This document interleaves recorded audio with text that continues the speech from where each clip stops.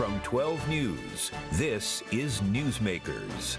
From small business to small business. Zohran Mamdani's campaign for New York City mayor has given progressives hope that they can win races to lead other cities. And now Rhode Island's capital is poised to be another test, with incumbent Mayor Brett Smiley set to face a challenge from the left.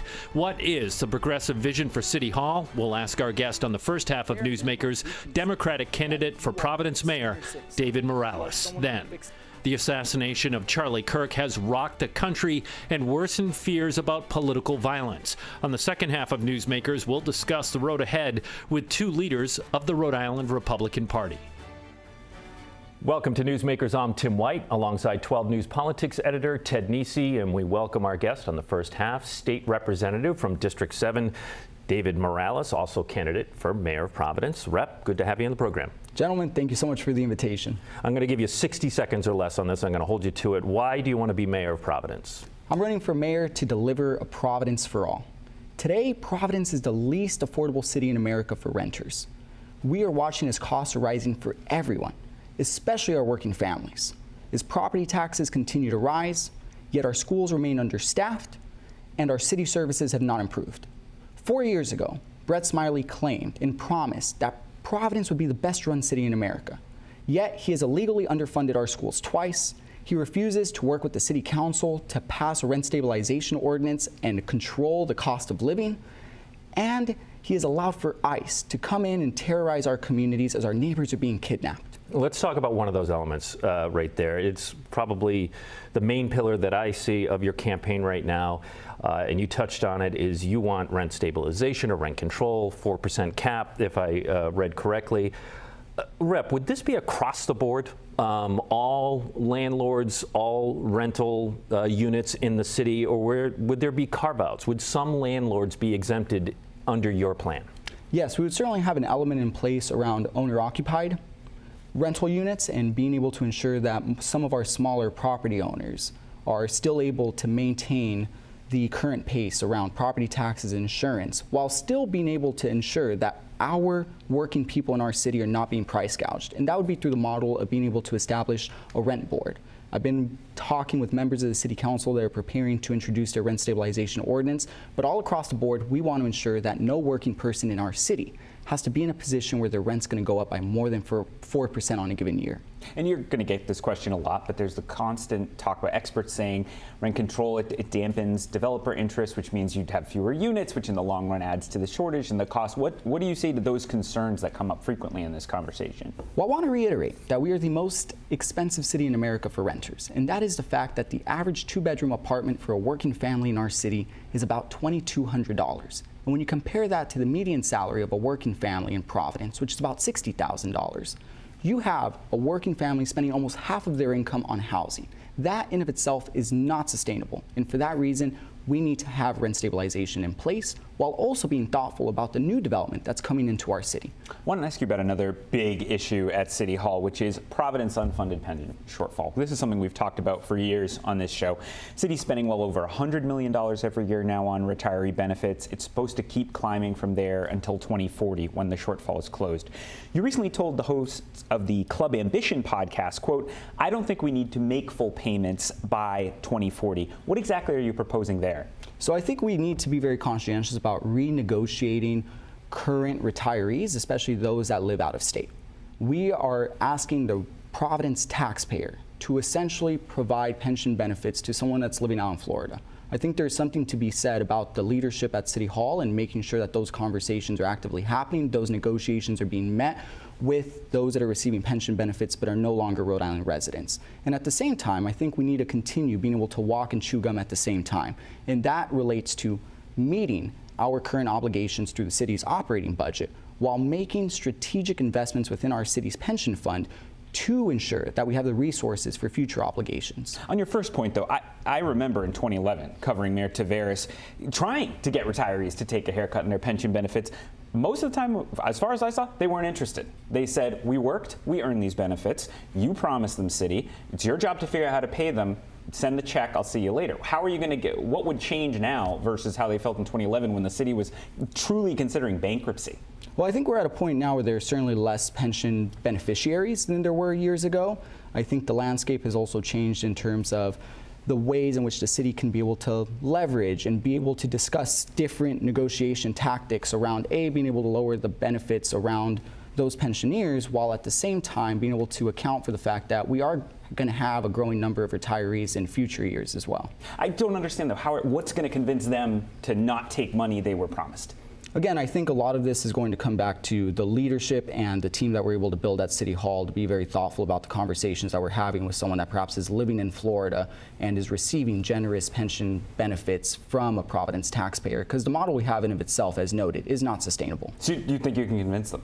I think that we can certainly build a reform package that will satisfy the needs of current beneficiaries at a rate where the pensions are not going to be unsustainable like they are now. All right, from pensions to police. At a defund the police protest outside Providence Police Department in 2021, you said, quote, "We are going to fight to keep our tax dollars away from them to ensure that we don't continue to fund these places of brutality, these acts of violence." That was 4 years ago. Do you still stand by those comments? So like many of our neighbors in Providence, I believe our police play a critical role with keeping our community safe.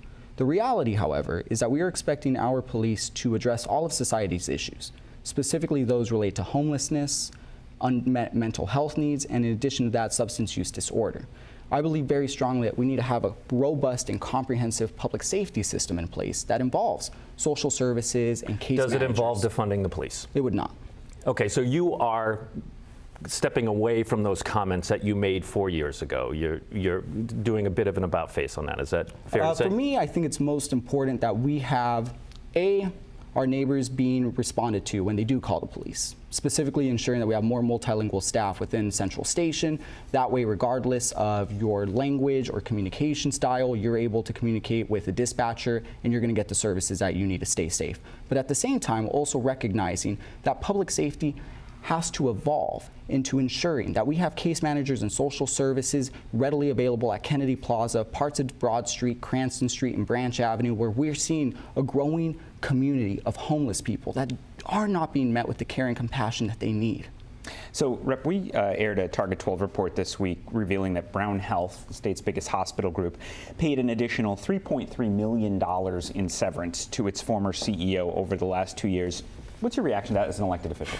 Again, I grow increasingly frustrated by the fact that we have wealthy institutions that are not paying their fair share to our city, yet and still we're watching as executives and administrators get paid 6-7 salary figures in addition to benefit packages. That in of itself is unfair, and one of my priorities as mayor would be to renegotiate the pilot agreement that we have with our private universities, specifically because of the fact that they're only paying about 8% of what they would otherwise pay in property taxes, and that is simply unfair. Do you think Brown Health can pay more to the city? Absolutely. You said it in your opening statement. You took issue with Mayor Smiley and how he's handled, I think you said in your opening answer, allowing ICE to come into the city. This is something you've talked about a lot. The policy in Providence, as I think you know, is Rhode Island and in Rhode Island, police don't cooperate with ICE unless there's an active signed arrest warrant by a judge. Is there anything more that you would change beyond that policy? Absolutely. Making sure that we actually enforce it. Because what we saw months ago in the Silver Lake neighborhood was a situation where there was not a signed warrant that was presented to the Providence police from ICE, but instead there was proactive collaboration. Well, the police department disagrees with you on that. They made a comment. They were there because there was an incident. I believe if we're talking about the same one. There was a car chase, and that's obviously a public safety thing. So Providence police were present, but they were not the ones that were doing the immigration enforcement. So we have body camera footage of Providence police literally asking an ICE officer, how can we help? So I think it's important for us just to reiterate that we have the Community Safety Act, a city ordinance that essentially says that there shall not be any collaboration between our Providence police or immigration enforcement. Just fundamentally, do you think immigration laws in this country should be enforced? Generally speaking, I think we need to have pathways to citizenship. I want to make sure that our communities in Providence feel safe. And right now, we are watching as ICE is literally outside of the courthouse in downtown Providence. We are seeing a growing presence of ICE between Silver Lake, Olneyville, and different parts of our city. And thankfully, there are community advocates that are standing up to take care of our neighbors. And we need leadership at City Hall that is prepared to support impacted families and community organizations that are there for our neighbors. Final question right before we go to a break. I remember a couple years ago there was a kerfuffle, but the Democratic Socialists of America chapter, I think, kicked you out because you voted to support Joe Shekarchi for another term as Speaker. Even if you weren't allowed in the group anymore, do you still consider yourself a Democratic Socialist? And what do you say? There'll be voters who maybe aren't sure what they think of that term, maybe it makes them uncomfortable. What do you say to those voters? So I'll simply say that in our city, in our state, and in our country, we're watching as there are large amounts of wealth and income inequality that continue to grow. And the result has been working people being priced out, being displaced, and no longer being able to call our city home. And I believe that we can have a much more thoughtful approach around how we distribute resources, how we have a safe and compassionate city for all, and regardless of which label you want to throw at it, I call it common sense and I call it basic fairness. All right, David Morales, candidate for Mayor of Providence. Thanks so much for joining us on the program. Of course. Thanks so much, gentlemen. When we come back, two leaders of the state GOP. Stay with us. You're watching Newsmakers. Welcome back to Newsmakers. I'm Tim White alongside 12 News Politics editor Ted Nesi. Our guests on the second half of the program, Joe Powers, he's the chairman of the Rhode Island Republican Party, and then Ken Naylor, chairman of the Rhode Island Young Republicans. Gentlemen, welcome to the program. You are both, your honorific is chairman, and to just reduce confusion, we're going to just refer to you by your first name. Hope that's okay, Joe and Ken? Okay, great. Ken. Wasn't lost on me, and I think to a lot of other people, that you and the chairman of the Young Democrats put out a joint statement following the killing of Charlie Kirk. Why, and how did that come about? Connecticut was the first one to put out a joint statement. So we saw that with the Rhode Island Young Republicans, and we thought it was powerful. Look, at the end of the day, we're never going to agree politically on some things, which is completely okay, right? That's what this country was founded on, is having good dialogue and civic conversation. But we thought it was important because we both agreed that this should not be happening on either side. Violence of any nature when it's politically motivated is not right. And we wanted to stand together on something and say that this needs to end, and we need to make sure that the youth, quite frankly, is comfortable getting involved and feeling safe. Joe, you told me before the show that you met Charlie Kirk. A couple times, yeah. What were your impressions of him? Well, I'll tell you what, he's very motivated. He was very direct with his responses. He knew what he wanted. He was very focused, which was a really good thing. It proved positive that the committee he put together with Turning Point, it grew so quickly. And he stayed very laser focused on everything of how to keep moving everything forward and engaging everyone in the public. Ken, one of the reasons we wanted to have you on was because so much of the talk about Charlie Kirk since his death has been his appeal to younger conservatives, how he brought people into the conservative movement, into the Republican Party. Can you talk, we'll have viewers who obviously they know a lot more than they did a week ago, sadly, about Charlie Kirk, but for viewers who don't quite understand, maybe they're not on social media as much, what role he played in kind of the ecosystem around conservative politics in the last decade? I mean, he was an activist around the youth, going campus to campus, talking to people that quite frankly didn't agree with his political beliefs, and that's okay. He came forward, he challenged people, and he let people challenge him. He tried to educate and most importantly show that you can have civic dialogue and be respectful with one another. And a lot of people, the youth, I mean, we're seeing a lot of people that are devastated by this, that looked up to him for what he did, putting himself out there and talking to the youth, you know, so. I want to spend some time talking about this. Joe, I'll start with you. The Republican FCC chairman threatened action on broadcast outlets following comedian Jimmy Kimmel's comments about Charlie Kirk. The broadcasters that, transmit ABC, so the local television stations, including our parent company here at WPRI, Nexstar, along with Sinclair, and ABC Network itself, which is owned by Disney, apparently heard the chairman, and Kimmel is off the air. From a free speech perspective, I don't really care if you agree or disagree with Jimmy Kimmel. I'm looking at the free speech perspective. Are you concerned by that? Well, I'll tell you. First, we have to understand exactly where free speech comes in when it comes to governmental regulations. When it comes to private entities, they can do what they want. This could very clearly fall under coercion. Legal experts have said that repeatedly. So does that worry you? And we'll let that road, go where it may. Is it okay with me? I'm perfectly fine with it the way it stands, simply due to the fact that it's been years where you've seen people. I heard somebody once say that it's sad that you have politicians who want to become TV stars and TV stars who want to become politicians, because the TV stars have an ability to say things that they want to and they have no repercussions. The repercussions will come on the business side of things when the ratings start going down, ad revenue starts going down, and they don't bend the knee to the government. They bend the knee to the. Wouldn't Charlie Kirk have a problem with this? Well, Charlie Kirk would have a problem simply due to the fact that if somebody were to say, listen, do this or else. There's got to be. Isn't that exactly what was said here? I don't know exactly what was said. We can do this the easy way or the hard way. Is not or else. And they could also choose to do it the hard way. Ken, let me ask you about this. One day before the Kimmel incident, you posted on X, quote, "We must also be honest. There's a growing influence from the radical left that seeks not only to win debates but to shut them down entirely, whether by intimidation, censorship, or worse." Your words. Are you willing to say that about your own party? No, because we come together and we want to have conversations. We want to talk. Again, there is a pattern that we're seeing of the radical left, right? Of all the violence that we're seeing. And it is a very clear pattern that we're seeing. But wasn't part of the issue that the Republicans did so well on and really resonated with a lot of people was sort of that shutting down the voices that, the left didn't like. And, in that, the Republicans really leaned into the free speech aspect of it. You guys leveraged that your party leveraged that very successfully. Yeah, I think there is, we have to have free speech. We have to, but we have to have civic conversations and civic dialogue as well.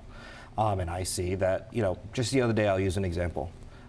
We have asked the East Greenwich Democrat, the town committee, to come together and have a civil conversation. That is very clear on Twitter. We've asked them multiple times, and they haven't come to the table to do that, right? We are all for having these conversations and sitting down with anybody, independent, Democrat, and even Republicans, right? We want to have these conversations. We welcome it with anybody. All right. We're going to take a break. When we come back, it is election season, so we're going to pick their brains on that one. Stay with us. You're watching Newsmakers. Welcome back to Newsmakers. I'm Tim White. This is Ted Nesi. Our guests are Ken Naylor. He's the chairman of the Rhode Island Young Republicans, and Joe Powers, chairman of the Rhode Island Republican Party. Ted? Joe, I don't know if you know, it's an election year next year, 2026. You might have heard. We've been doing this show a long time. We've had different Republican chairs over the years with these look-ahead conversations, and I've heard different strategies. Sometimes we don't care about the big offices, we're doing legislature, or we need somebody at the top of the ticket, we could win that. Do you have sort of a philosophy for the 2026 election about where you see the best chance to make measurable gains in the election returns when we're sitting there next November? Yeah, that's a great question. I'll say I kind of brought it all together. From a business background, everything for me is foundational work. So what we've been doing over the last literally 3 years is putting together a game plan of targeted seats, whether it's going to be statewide, federal, and or local city and towns. And we have an entire list that's already put together, and we know exactly what seats that we're focusing on and who we're really going to put into play. We actually will be starting all of our trainings in the next month, from now through the end of next year, and it's all going to be targeted. It's not going to be, oh, you have a heartbeat and you're a Republican, we want you to run. We're looking for quality, not quantity, and we're targeting people that we want to be part of the team. And because there are seats I see on the map that, I'm like, that should probably be a Republican seat, knowing the district, but there's a longtime Democrat who keeps winning. They went to school with the voters, that kind of deal. I mean, is it mostly you have to wait for those to open up so that the incumbent's not there? You think some of these incumbents can be taken on? No, we're not going to wait. Just like you said, you look at some of these seats and you're like, why? Why isn't there a Republican? I live off of one moniker that it just makes sense to be a Republican in Rhode Island at this point. So those are the seats that we're actually going to go after. We're not going to wait for somebody to pass away, walk away, or just die away. The intention is to go after the seat to show people why having a Republican view in that seat is going to be far greater for Rhode Island. One more question before I give it to Tim. How do you think about specifically the second 2nd congressional district. On the one hand, you have Congressman Magaziner won a close race. He has not moved to the district, as he revealed on this show a few months ago, et cetera. That said, I've seen the kind of Charlie Brown the football thing for the Republicans with these big races over and over in the last 15 years where, you get as close as Alan Fung did, but still not enough. Do you think that is winnable for you all next year, or is it better to focus on the state versus the federal races? That territory right there, despite the representative not living in the district, is a very winnable seat, and it should have been one back in 22 when Alan Fung. He had a great running start at this thing to take it down. It is definitely one of those seats that is a winnable seat. That's one of those areas that you take a look at and you think to yourself, why isn't there a Republican in here, especially when your rep doesn't even live in the territory, in the district itself. We have right now 3 different people who have already raised their hands at the door running, 2 of which I'm taking extremely seriously, who are willing to put in the time, they're putting in the effort. I met with one of them yesterday for about 2 hours, and they already have their team completely put together. Will you name them?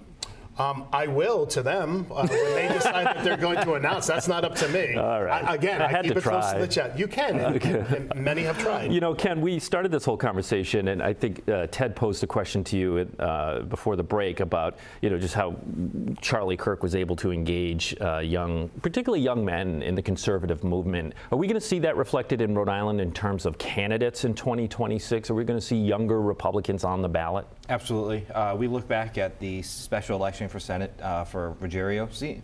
We were able to find a young Republican, Alex Sermley, right, who was awesome. Didn't go the way we wanted to, but that's all right. We are seeing a lot of young people step up. Just yesterday, we sent out a text blast to young conservatives across the state. We are getting hundreds of responses, and it's not even people that want to run for office. These are people that want to step up, get in the weeds of things, door knock, phone bank, stuff envelopes. Yeah, and there's some people too that just want to socially get involved, and we welcome all of it. We're running somewhat low on time, Joe, but if we have to ask about the governor's race. Yes. The names we're referencing the most, Jessica De La Cruz, Ashley Kalis. I mean, do you have a feel who you think it's going to be? Do you think, or are there secret candidates whose names haven't bubbled up yet, or you think are going to pop up? We always talk about the shadow business person with a bunch of money who pops up. I answer the questions when I'm being told by people that they're sincere and honest about wanting to do it. I'm not going to sit there and float names simply because somebody mentioned it to me. I've had a half a dozen people call me and tell me they want to run. Not a single one of them I would take seriously. Now, there's 4 or 5 others that I'm like, they might watch the show and be a little and that's fine because they haven't returned my phone calls. I'm a very direct kind of guy, and I'm not trying to blow smoke up anybody's skirt. But when I have people who call me up and they say, I've got this team, I'm doing this, I have this together, and then I'm the first guy to say to them, if you don't have $5 million that you can get a hold of or in your pocket, don't bother. Yeah. And they kind of get upset. I'm like, that's fine, get upset, but this is the real deal. We're not playing games anymore. We're really putting together a team that's going to make it work. Ken, I got to ask you, you've got 30 seconds left. When do you age out of the young Republicans? It's 40 years old. Oh, there is an actual cutoff. I would have been young just last year, the year before still. I actually did not expect you to have a real answer for that. Yeah, it's 40. And for anyone out there that is looking to get involved, please reach out. Please go to our social medias. Please use our email, chair@RhodeIslandYoungRepublicans.com. Step up, get involved, and we're here to help. All right, Ken and Joe, thanks so much for joining us on the program. Thanks, if you missed any of it, you can catch it at WPRI.com. Don't miss Behind the Story. I'm Tim White. We'll see you next week on Newsmakers.